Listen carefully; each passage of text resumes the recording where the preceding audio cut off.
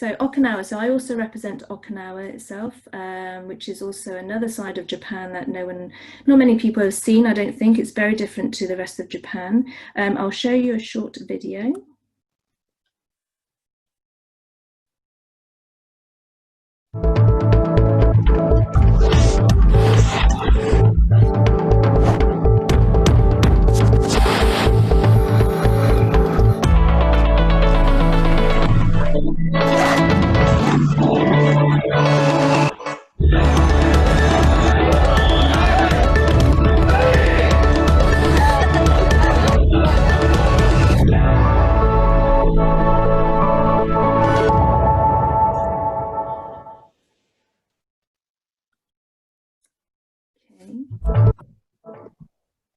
So Okinawa is very different again, probably considers off the beaten track as well. It consists of 160 islands, and it's sort of located on the very southern part of Japan itself. As you can see here, there's most people will get to Okinawa by flying because it's still quite far away from mainland Japan. From Tokyo, for example, it's about 2.5 hours flight. So people would normally fly into the Okinawa mainland. So there's two international airports in Okinawa. So you've got Naha, which is the capital here. That's where one airport is. And the other one is Ishigaki, which is in part of the Yaeyama region as well. So the international airports will either fly domestically within Japan or also to other Asian destinations. So closest ones are like Hong Kong, Taiwan, also like China, for example. So within the 160 islands, it's always recommended that clients will fly to Naha, look at the main city, but also do some island hopping to the other islands. So the other remote islands I would recommend are Miyako Islands, Yaeyama Islands, Kerama Islands, and the Kume Islands. Okay. So the climate-wise, because it's subtropical, it's a year-round warm climate comparable to Hawaii, Miami, and Cancun. And amazingly, the water would never really go below 20 degrees. So, quick question. More easy peasy questions, basically. So how many international airports are there in Okinawa? Are there 2, 3, 5, or 6?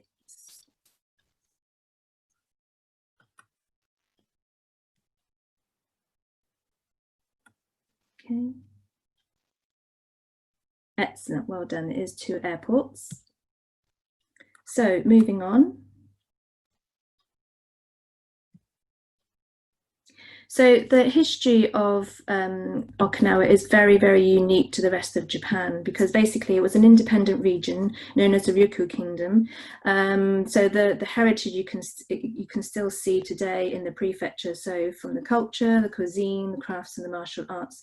So it's basically following the end of World War II, when Okinawa was under the administration of the USA until 1972. So basically, Okinawa has an influence of Okinawa itself, Ryukyu Kingdom, Japan, and also the USA. So Okinawa also has its own language. They have their Okinawan language, which doesn't really get used nowadays, but the elder generation will probably still have knowledge of it.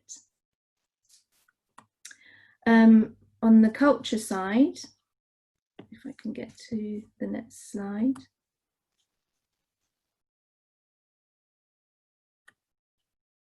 The Ryukyu Kingdom acquired knowledge and technology via the trade with Japan and other Asian countries. You get traditional performing arts and craft works, which evolved during this whole time, and this can still be seen today. So it's a real good sort of mixture of the modern and the old when you go to Okinawa itself. Okay. Question? So what was the name of the kingdom that Okinawa was known when it was an independent region? Was it the Ryukyu Kingdom, the Ming Dynasty, Kingdom of Siam, or Kingdom of Mali?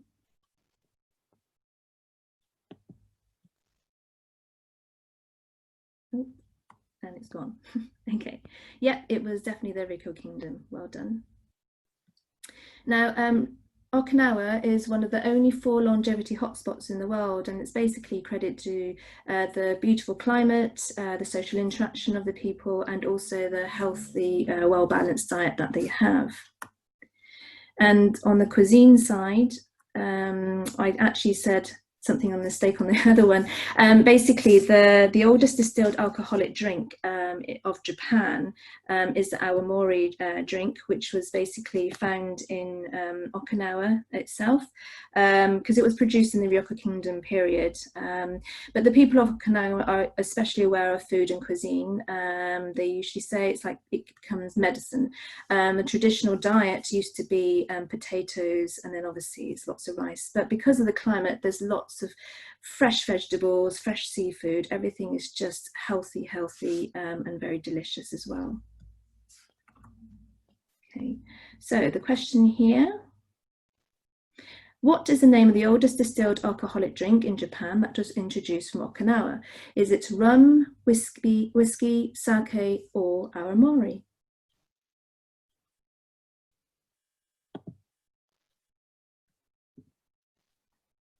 Okay. Excellent. Yeah, sake was a bit of a red herring there. Okay. I'm going to go to the next slide.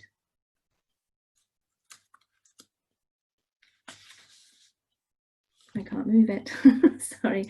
Okinawa is just full of beautiful sea images. So the seas there's an abundance of colourful coral and underwater wildlife, and you can see turtles, manta rays, hammerhead sharks, and tropical fish. And between January and March, it's the whale watching season, so your clients can definitely go there. It's still a really nice climate to go during the January to March time as well. So diving and snorkeling is brilliant. It's one of the best places to go to. You can explore sunken shipwrecks if you're a diver. And then there's lots of different water sports available as well, as you can imagine. So there's a river kayaking, and on one of the islands, it's very different to the rest of Okinawa because it's very jungle looking. And within there, you can go river kayaking, sort of along the mangroves and things like that. The water's totally still, so you can do it very, very safely. You can go surfing, you can go fishing, canoeing, and these are all very popular marine activities in Okinawa. So the next question. Okay.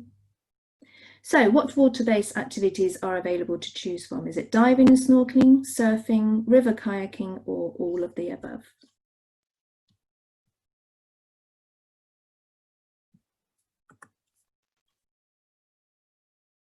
All of the above. Yes, brilliant, wonderful. Okay, moving on.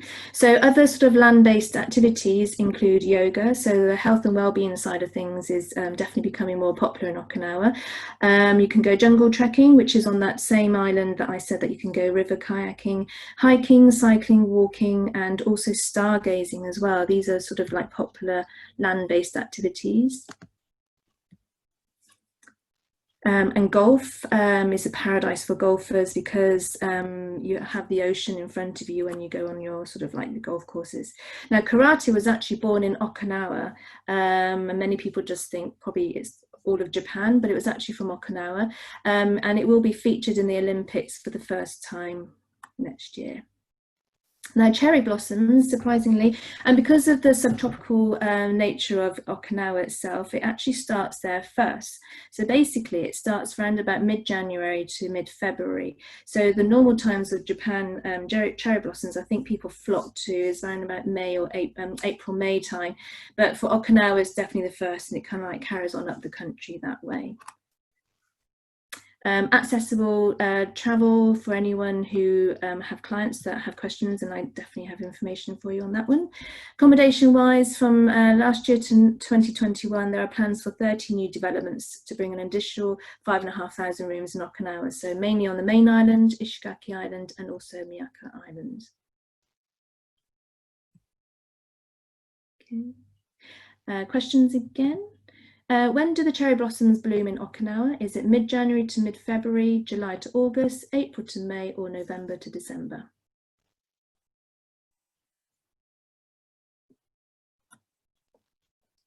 Oh, do we have the answers? And yes, correct. It's mid-January to mid-February. So just to quickly run through some events, just a few events that happen in Okinawa itself. You have, trying to get to it. Oh, there you go. So Fireworks Festival is one of the biggest shows in Okinawa. Normally happens around April time. And then you have the Fisherman's Festival, which happens around May. It's where all the fishing ports get together and they have this event, and the fishermen all compete in these traditional Okinawan boats. And then basically it's just to pray for their safety and bountiful harvest. So that's why this event takes place. Stargazing, which is amazing. And basically it's held around about August time in an area of Okinawa certified as an international dark sky park. So Ishigaki, for example, is one area that you can do a bit of stargazing. The rest, all the towns around it, they all sort of shut down all their lights. There's concerts playing, so that, you know, beautiful music is being played whilst people can look at the skies. And then this unusual event, which this year is supposed to be the 50th year anniversary, happens in October. It's a great tug of war festival where thousands and thousands of people gather to take part in this event. It's basically to sort of like wish for a good year to come, things like that, and sort of bountiful harvests and things like that. So just to round up, why Okinawa?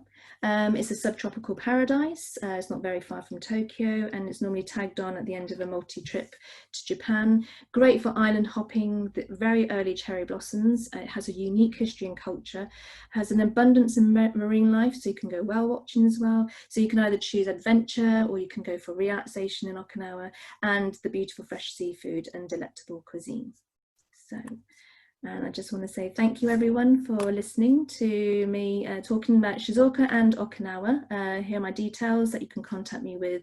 Online training courses for both, I will be updating everyone. So thank you very much, and thank you, Sharon, for the opportunity.